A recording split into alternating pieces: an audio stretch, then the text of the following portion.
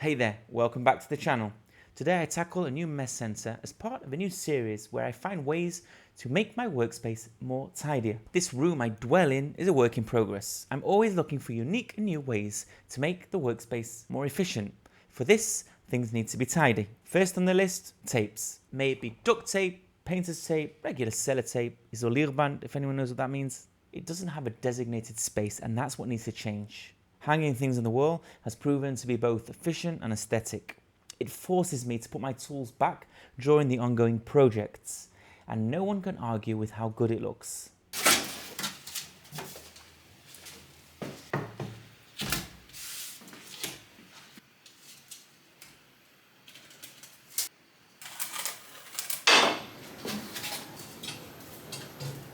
The gap in the middle of the table is really helpful for cutting short pieces of wood with the circular saw.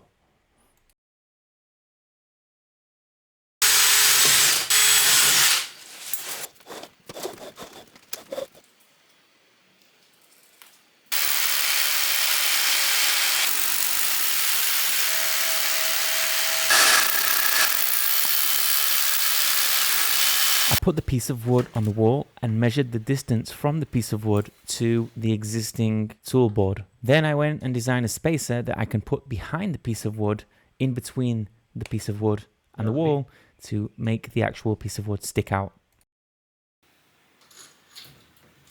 Most screws that go through the piece of OSB wood. Here we have the spacer. The reason I'm doing this is twofold. First of all, I want to have a spacing between the actual wood and the wall. Best not to have it straight on the wall.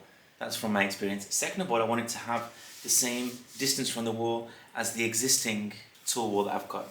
So these are the 3D printed spacers. Then we have the jumbo screws that come out, and it's very important to...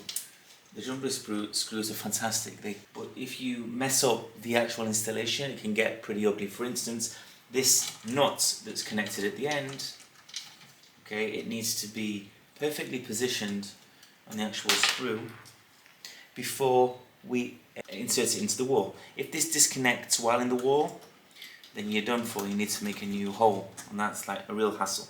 If it's not caught on correctly and it spins on itself and doesn't tighten and basically enlarge the flaps, you're in trouble. If it's too tight before you insert it into the wall, then it will be very hard to actually put it all the way in.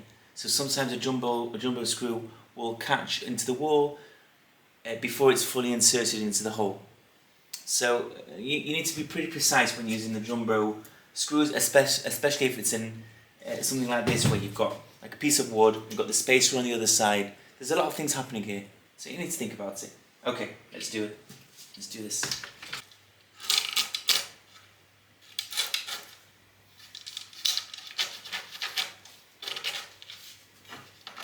The initial idea was to just hang them on the wall, like one on top of each other.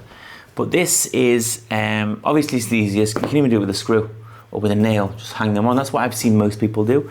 But here I wanted to make the actual space on the wall a bit more efficient. So I decided to design an encasing that will hold them like that. One on top of the other like that. And I wanted it to be as modular as possible. So I thought, okay, if I can design a generic box that I could change the depth and the height of it, but they can always connect on top of each other, it would be pretty easy to add or take away in the future. So the first thing I tried to do was to find a way to connect these modules or compartments to each other, like a jigsaw basically, or like a rail. And I had all these different ideas. You can see here, I was trying to think of the best way they just insert into each other. In the end, I came up with, and you can see I've done it like, there's quite a few different versions here. In the end, I did it, and I don't know if you'll be able to see it. It looks like a trapezoid inside a trapezoid rail. I can show it on the original, on the actual compartment itself. Okay, so this is the compartment, and each compartment has a male trapezoid at the top and a female trapezoid at the bottom, and then you can just slide them on top of each other, so it doesn't really matter how many you make. All you need to do is just print another box, so they will go on top of each other like this. There you go. Okay, and you can do as many as you want. on each one of the boxes there are 2 holes, so I can connect any single compartment to the wall. And because they aren't too heavy, you don't really need to connect each one. I'm probably going to connect maybe 2 of them, and I've got a good stack. So we'll see when we get to the actual connection to the wall.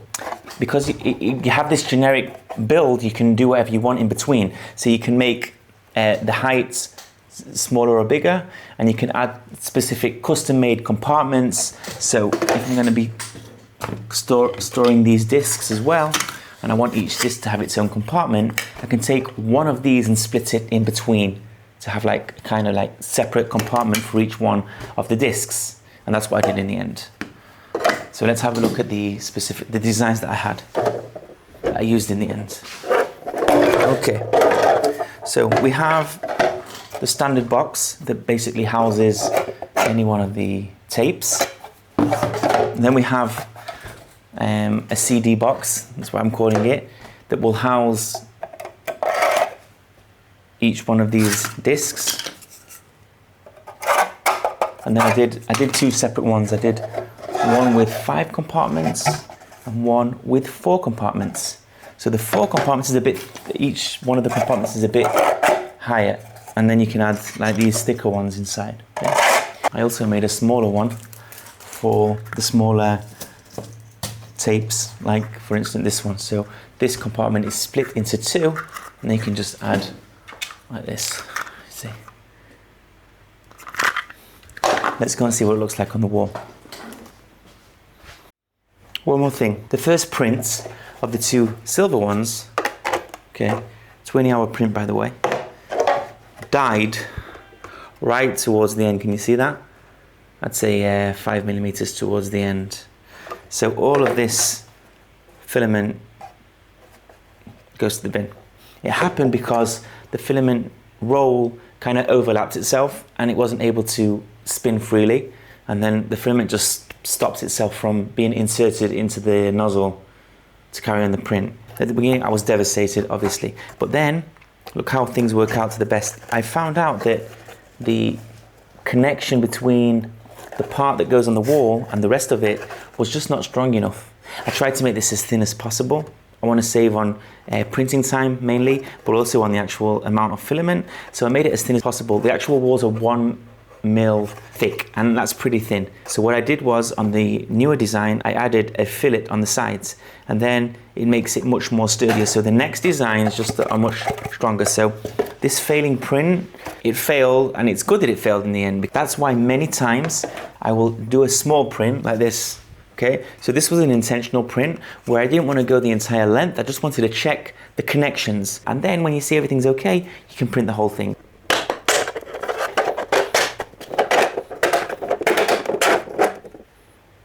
My estimation that I would only need to screw 1 or 2 compartments was completely off. I ended up screwing nearly every compartment. Good job I'm doing this on a piece of wood and not straight onto the wall.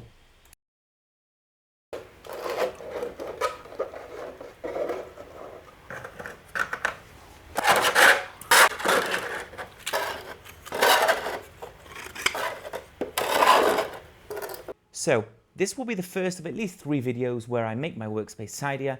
Next, I'm going to create a compartment system for all the bits, bobs and screws I have lying around and that I use all the time.